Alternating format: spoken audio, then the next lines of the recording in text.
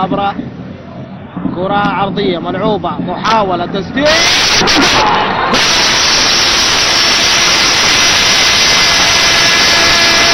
المريخ أول نفس يسدد والنيجيري ينجح في افتتاح التسجيل في هذه المباراة. في المرة الأولى اصطدمت بمقص المرمى، وفي الثانية هي في الشباك. فرحة الألتراس بأول أهداف هذه المباراة بتسديدة صاروخية ولا أروع عن طريق النيجيري. إيدو موزيس استلم كرة، تحضير كامل جزول نوح وتمهيد وتسديد.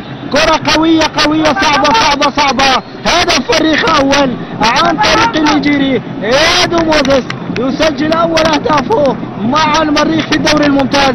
ينجح النيجيري، يتنفس التونسي الصعداء بعد الهدف الأول عن طريق النيجيري. إيدو موزيس بتسديدة عابرة للقارات. كرة في المرمى، هدف فريق أول في شباك الأهلي شندي. يتلقى إيدو موزيس التحية والاحتفالية الكبيرة. هذا الوفاء الكبير من الجنيد.